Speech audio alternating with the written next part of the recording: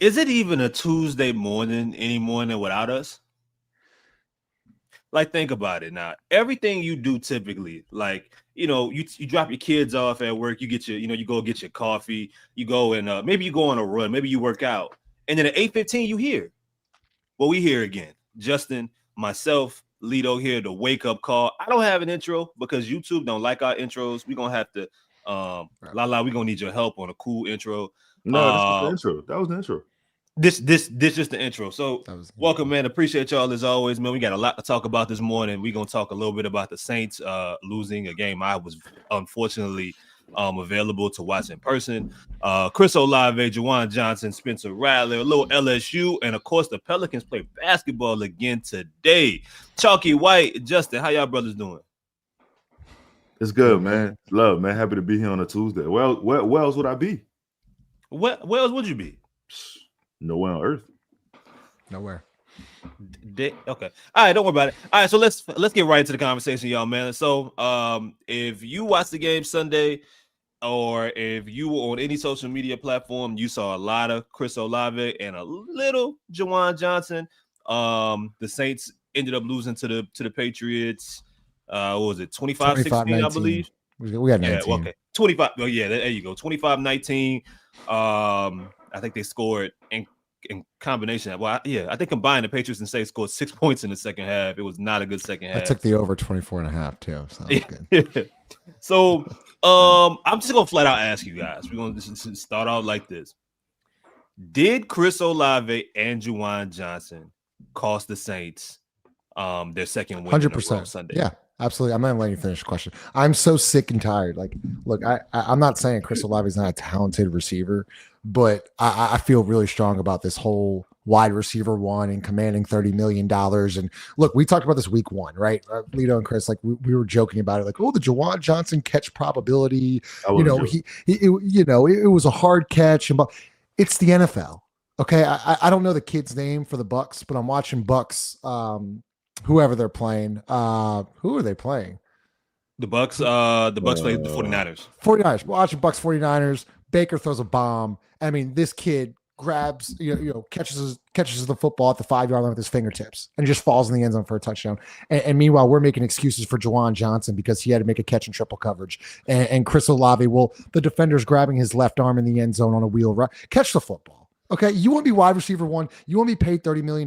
The ball hits your hands in the NFL. You catch the football. It's that simple. And I'm so sick and tired of like people like coddling. No, man, you want $30 million? Catch fucking football. Juwan Johnson, you got paid $10 million every single year. Catch football. Both of them lost the game. Look, you can have your thoughts about Spencer Rattler. My biggest issue is that his best playmakers aren't helping him out whatsoever. He needs help. He's putting the ball right there. Is it perfect? No. But is every pass like then don't be in the NFL. Like, that's my biggest issue. Like, not every pass is going to be perfect. I mean, shit, Lito, like, Chris, we talk about, like, it would be like a basketball player expecting every pass to hit you in the chest. It's just not going to happen. And so, like, that's the most frustrating part for me is that your highest paid players are not helping your 5th round quarterback. And, like, I've just kind of had enough with the whole Chris Olave thing. Lito?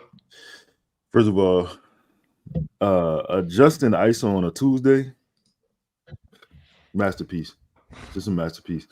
To answer your question, weekly, they've let this brother down. Weekly, I don't think Juwan Johnson is good at football. Maybe he's a great TikToker. I saw a segment he had. You know what I'm saying? Shout out to him. Maybe he's trying to, get into his other career a little bit earlier. But man, football ain't it. It just ain't it, man. Chris Olave, you look at Baker. I mean, you look at Spencer Rattler stats: 20 of 26. I think he had 227 yards. He had 0 interceptions. He had 0 touchdowns. Chris Olave dropped a clear touchdown. He dropped a clear touchdown. He started the game off on a what was that? It was an 56-yard. Yeah, like I don't what know. that was that to who was that to? Was that to Olave? That was Olave. Yeah, that was to Olave. All right.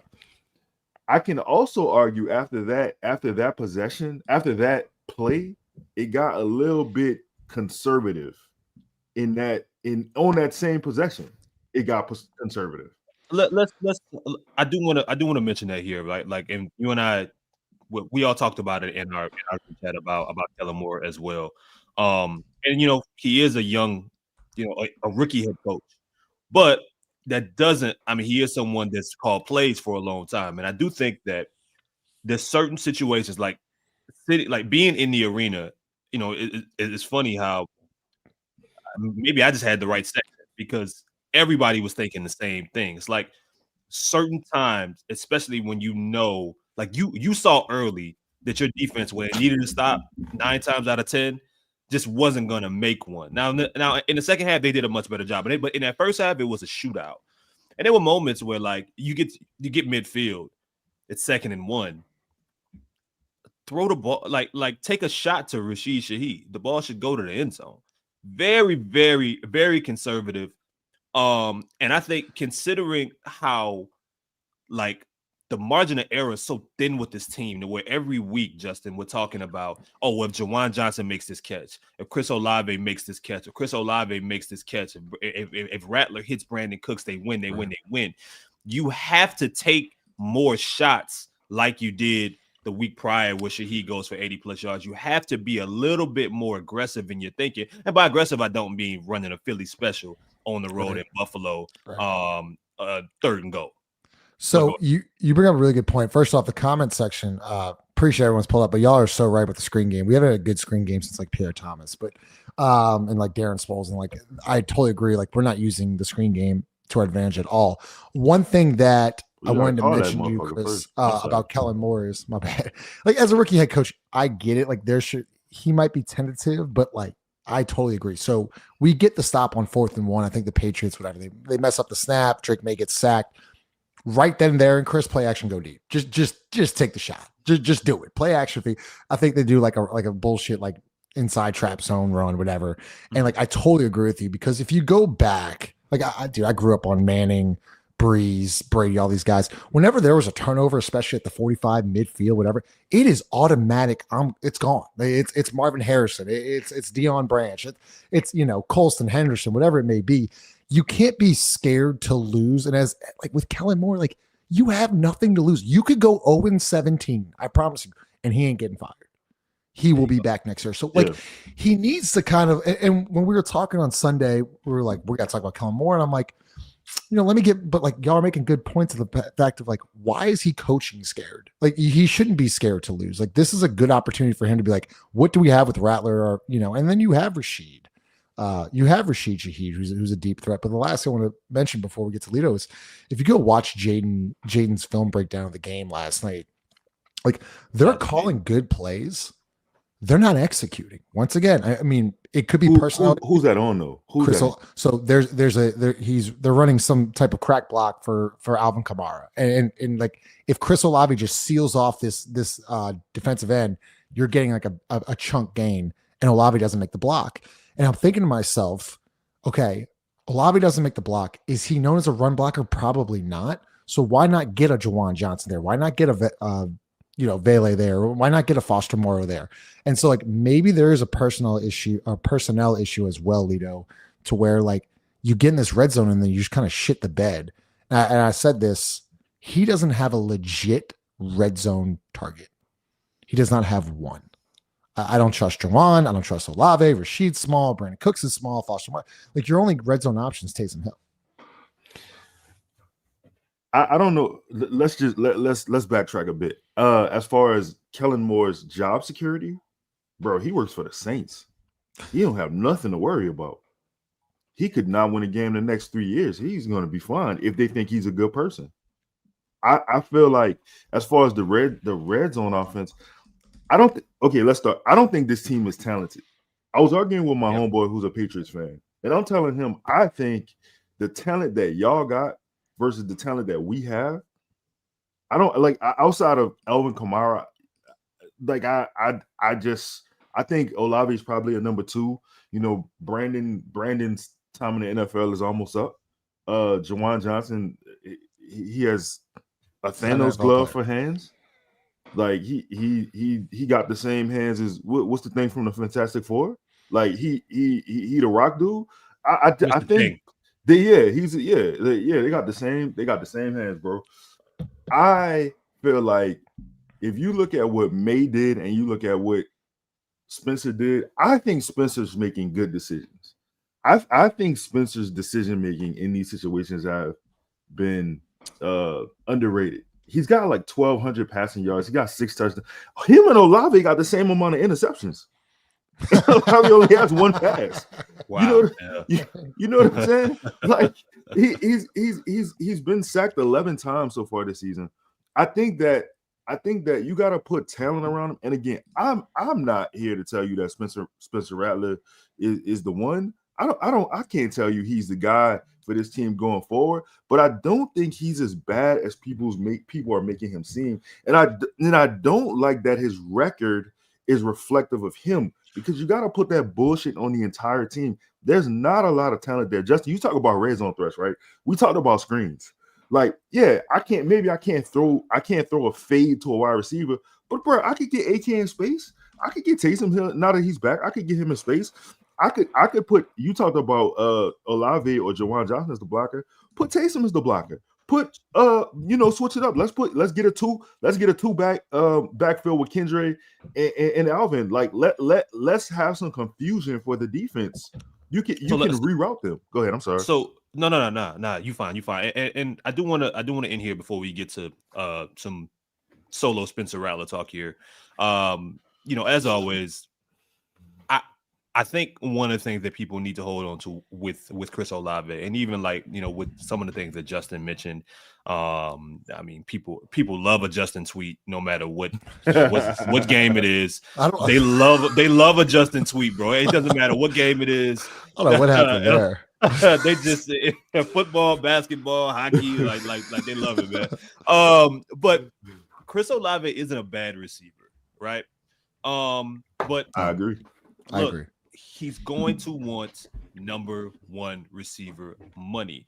And as we get into Spencer Rattler discussion, there are certain expectations for someone, number one, who is as talented as he thanks, Cole, for someone who is as talented as he is.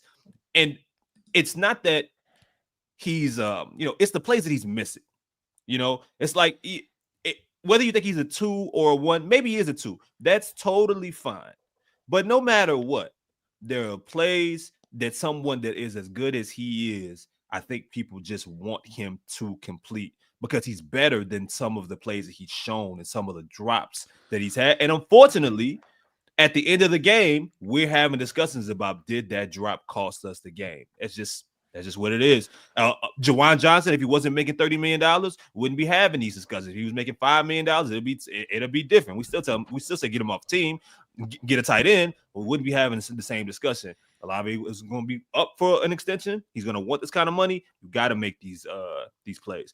Let's get to Spencer Rattler here. So Lito, I'm gonna start with you. I'm gonna read you a couple tweets here. First one here. This from Rev Deuce. Spencer Rattler has yet to show he's a franchise quarterback, i.e., you wouldn't build a 3 to 5 year plan around him and a contract. There's no reason to bench him either. I don't agree with the current Shuck discourse. He's playing well, and you want to see continual development. Another tweet here reads, I don't think people fully comprehend what a franchise quarterback is. A franchise quarterback is someone that you get and that you are set with for the next decade. That means you don't even think of drafting a QB 10 years because you have your guy. There's maybe 5 to 10 guys like that. Spencer is not that. This is from Hot Take Tabor. Lito? Oh, my bad, Denzel. That's kind of crazy. Denzel, good job on holding us accountable. That's me. Good job, Denzel. Okay, listen. Hold on. Before I answer the Spencer thing, I just want to say this. You talked about if Juwan wasn't making $10 million a year, right? We probably wouldn't be talking about this. My thing is this: how bad are the Saints at analyzing talent that we gotta settle for paying Juwan Johnson $30 million? Like unnecessary, unnecessary. You could have found a tight end in the draft There have been late 5th, 6th round tight ends that have been playing above their talent level, and they're not making $10 million. You know what I'm saying? I think like, why do we have to settle? Oh, it's like the New Orleans in a nutshell. It ain't great, but it's good enough. Yeah, I know we got these 100-year-old sewers in here. Let's put a little tape on it. It'd be fine. Like, don't worry about that. We gotta get to Spencer, Lito. I'm sorry. So look, Spencer. I agree with that. I think that's spot on. I'm not calling him a franchise quarterback. I don't think he hasn't done anything to prove he's a franchise quarterback. I don't think that. Yeah, I with him. If there was somebody in the draft, which there's not a lot of quarterbacks to me in the draft next year that I'm like, like I'm thrilled about. But I feel like I agree wholly with that statement, bro. I think you can't say franchise. Lito, can I ask you a question? What's up? Is Drake May a franchise quarterback? I don't think Drake May's better than Spencer Rattler.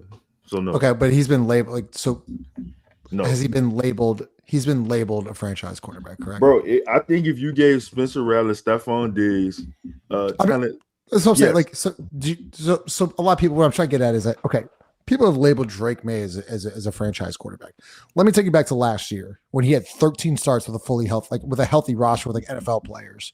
Right, he had 15 touchdowns, 10 interceptions, whatever it may be. This year, as to your point, Kayshon Boutte's obviously taking a step, which we know how good he is. Obviously, being LSU fans, they get Stephon Diggs.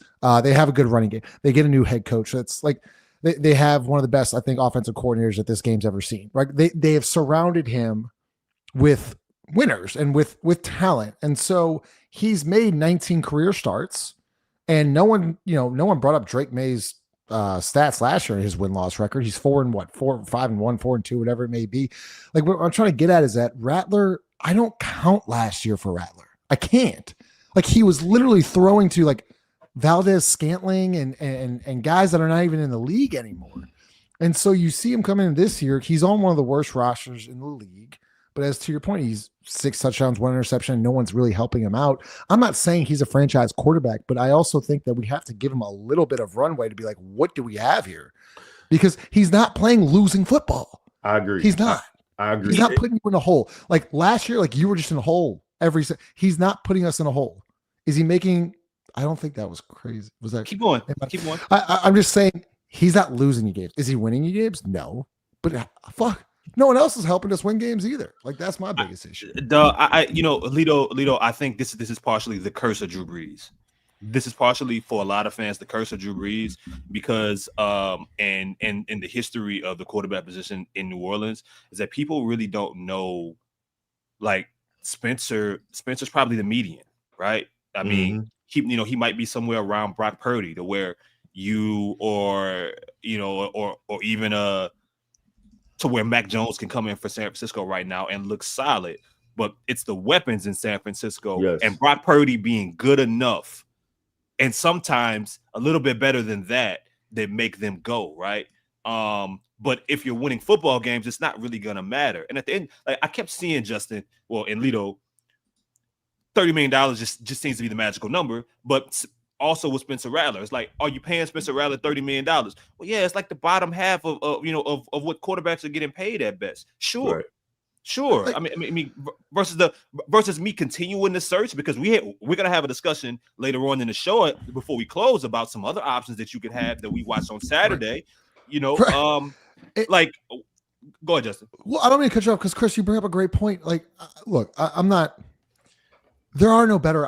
I watched a lot of college football. There are not a lot of better options here, right? And so, you're seeing. I want to make this very clear. You've seen a lot of teams give up on a lot of players early on. The Sam Darnolds of the world, even the Jared Goffs of the world. Like, and now they have 4, 5, 6 years under their belt, and they've taken a step in the right direction.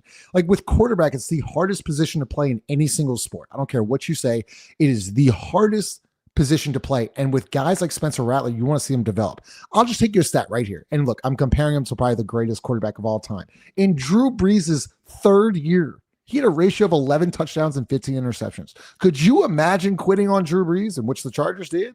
Like, I'm not saying Rattler's going to be Drew Brees. I'm just saying, can we just see a season and give him a little bit of a runway before we say he's a franchise quarterback or not? Because I'm telling you right now, nobody knows if you're a franchise quarterback or not right now. It's way too early to tell. It's way too early. And like I said, there are times where you should get off a quarterback. Like, you just, all right, he ain't got it. Rattler has not given me a reason to stop believing in him. And that's my biggest issue. Hey, can I address something real quick? Yes. That's not my show. But can I address this real quick? Through 6 games, right? May has 131 completions to Spencer's 139, right? You got 1,500 yards for May to 1,200 for Spencer, 10 touchdowns to 6, 2 interceptions for May, 1 interception for Spencer, 18 sacks for May, 11 sacks. What are we talking about? You act like I'm comparing him to Patrick Mahomes. He's fucking Drake May. Like, what you on? Like, Drake May ain't elite. Okay, and we gotta wrap up here on this segment. Does yes or no? Does Spencer Rattler have to beat the Bears this weekend?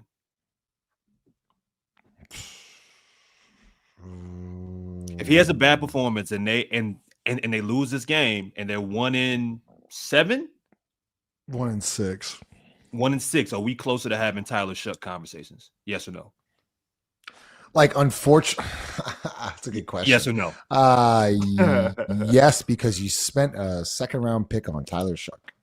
If Tyler Shuck was picked in the 4th, 5th, 6th round, no. Spencer Rattler hasn't won every game, so yes. Okay. All right. We are moving here. LSU with a bounce back victory against South Carolina. We're gonna talk. I mean, some people think Spencer Rattler is a mid quarterback. We're gonna talk 2 mid quarterbacks. That's probably not fair to Lenore Sellers, but Lenore Sellers did not look great against LSU. Now, granted, LSU has an elite defense right now. They're playing really well. Lenore Sellers 15 for 27, 124 yards in that loss at Death Valley, 1 interception, took 5 sacks, 22 rushing attempts for 19 yards. I have not seen a stat line like that in a very long time. Garrett Nussmeier, 2 interceptions, 2 touchdowns, 20 for 33, 254, 4 rushing attempts for 30 yards. So there was also some discourse of folks saying they would rather be in a situation to get a Lenore Sellers than continuing with Spencer Rattler going forward. Garrett Nussmeier going into the season, and even last year, some people had him going in the 1st round. Some people had him as one of the higher ranked quarterbacks coming out of this draft class, maybe 2nd round, maybe I don't know where he ranks now, but when you look at the quarterback play from Saturday, and if you have any overall LSU, another game LSU can't score 24 points. Do you guys think? Did you see enough from a Lenore Sellers to think I'd be interested in seeing what he would look like? Did I watch a different game? Did I watch a different game? Like, I'm just telling you what I'm reading. I'm telling you what the streets he wasn't like that. Is an NFL defense. I just got to see you against an NFL defense, and let me repeat. You went 15 and 27 for 124 yards and interception. Your QBR was a 44.3, and you rushed 22 times for 19 yards. What? I don't even know why we're talking. Like, he showed me nothing. Like, I know maybe there's an offensive line issues, whatever. I didn't see anything. I'm confused. We can blame coaches. I don't think he's had a good year. And same with Garrett Nussmeier. Like, Garrett Nussmeier, like, his decision making. I thought they finally decided to use that 6'6", 6'7" guy. I think his name's Trey'Dez Green. They finally started to actually use him, which I think is really smart in the sense of, like, we should probably use our best wide receivers. And that made life a little bit easier for Nussmeier. But then once again, you had this horrific red zone turnover with an interception. You fumble at the 1 yard line. You have a botched snap. So, like, yeah, it might work against South Carolina. It's not going to work against it might not work against Vanderbilt, and definitely going to worry about A&M and Bama. And here's my thing with Nuss. Clearly he's injured, whatever it may be. I think Chris Hilton has let him down. He doesn't have a wide receiver run. He's kind of like the same with the Saints and Rattler. But at the same time, Nussmeier's decision making has not gotten better. And I saw that he actually tried to run a little bit, which I like. But at the same time, I haven't loved the play calling either. So hopefully they showed flashes. You got to use Tradez more. They try getting a run game going more. But at the end of the day, Chris, like they still shot themselves in the foot. Neither Nussmeier nor Sellers, in my opinion, is a first round talent. Lito, are you a fan of either? Wait. Because there was a comment here that said Nussmeier's actually showed that he can play against elite talent. Spencer Rattler has not. I gotta find it again, but it was up here, bro. I mean, so Nussmeier has some fans in here, bro. This game was a mid-off. It was a fucking mid-off. It was who can see. I gotta disagree with you. Hold up. It's not a mid. Are you talking about the quarterbacks of the teams? The quarterbacks. All right, my bad. Time, guys. Time. Come on. It was a mid-off. He hold up. First of all, whoever thinks Sellers is an NFL talent, this motherfucker got 1,000 yards passing. He's supposed to. So Lito. Yeah. He's projected to go in the top 5. Hey, bro, I'm projected to win the lottery. I hear you, man. Like, and same as Anthony Richardson was projected to be the first round pick, right? And what happened with that? 8th overall. I'm just saying, like, he can't. This man can't beat out Daniel Jones.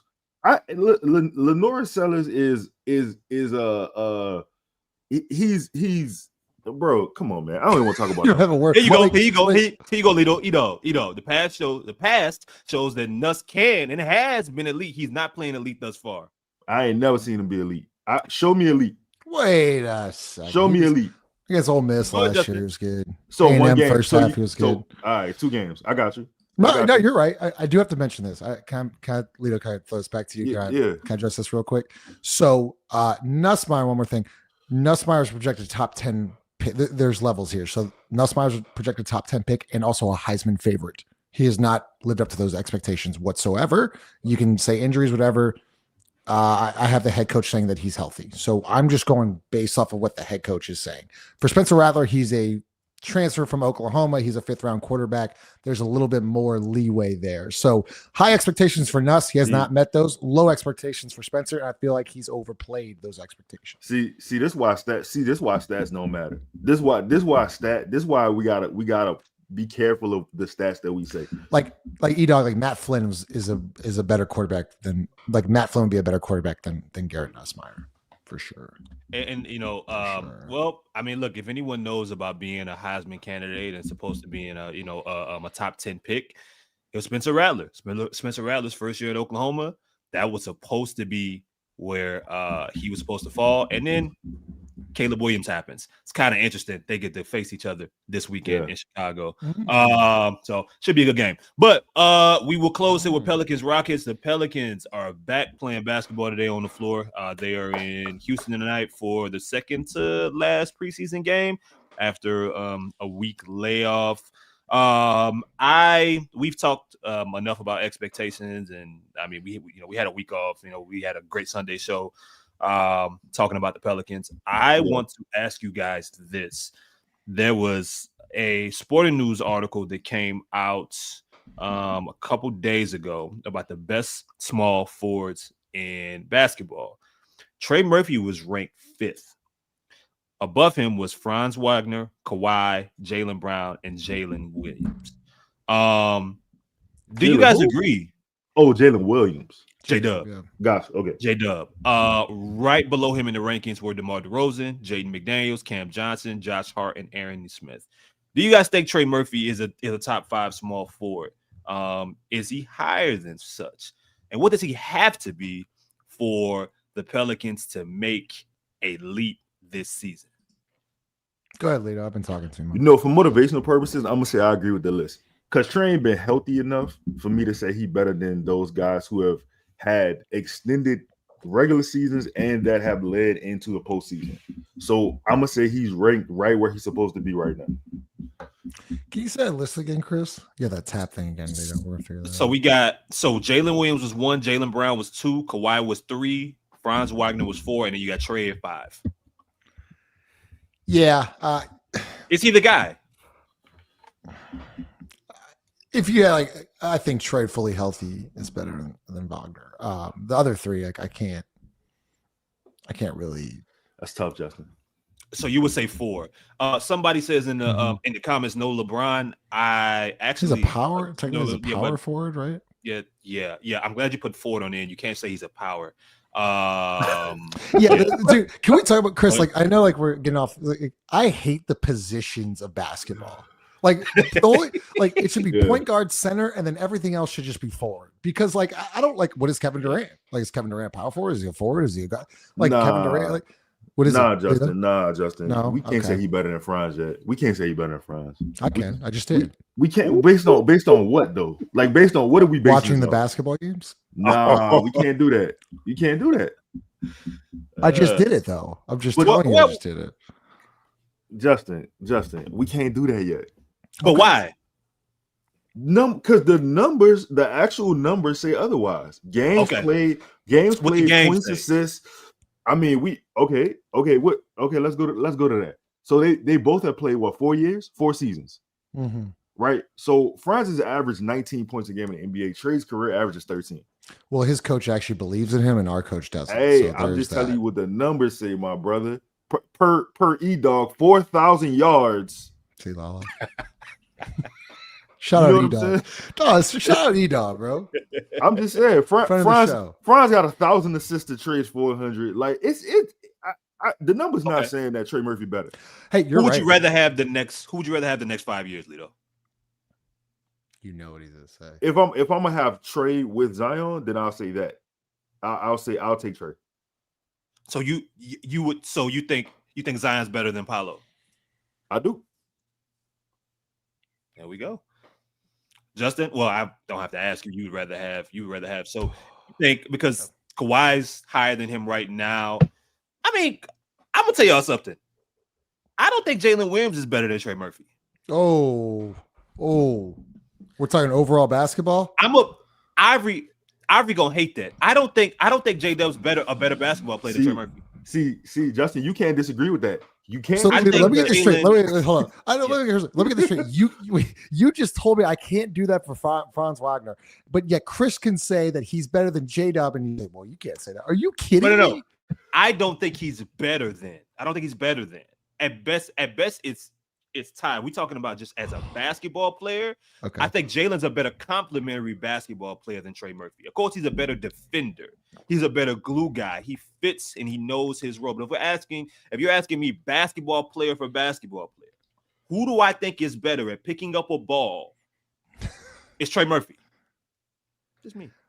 I think Trey the better shooter. But there's two sides of the basketball. We can't defense is half of the game. We can't just throw that out there. Justin thinks Jay does the best small forward in basketball. No, wait, hold on. Wow. See, now we're as y'all said, we're moving the goalposts, whatever. Like Herb Jones has the best Euro step we've ever seen. Alice might be right just on the show now. Hey, Jordan Poole's running point guard, but you'll see a lot of Zion tonight. Hopefully a lot of point guards Zion. We will find out, guys. As always, you know where to find us. Just like you put up this morning, nighttime. You know what I mean? Maybe you you drinking your tea instead of your coffee. Y'all pull up, man. Another really good Tuesday, man. We will be live probably around 9:30, 10 o'clock. Hopefully, the game does not go any further than that. But Chris, can I have one more question? I'm sorry, I know you want to end it. Like, really, one more thing. Do y'all find it weird? And I know they did the Australia thing, and I don't mind them going to Birmingham. Did you wish that there would be maybe at least one preseason home game here in the city? Yeah, absolutely. Yeah, absolutely. It's the same thing as the no limit cash money thing. Why is that shit in Vegas? Talk about it. Well, we can't, but we're on a timer. All right, well, we'll get up. I mean, I'm looking at the comments. Everyone believes Jalen Williams is. I'm by myself. Trey gonna prove it. Prove it. They think Glass is better than you. They think Glass is better than you. All right, y'all. We out of here, man. We will holler at y'all later tonight. Y'all be safe. Appreciate y'all.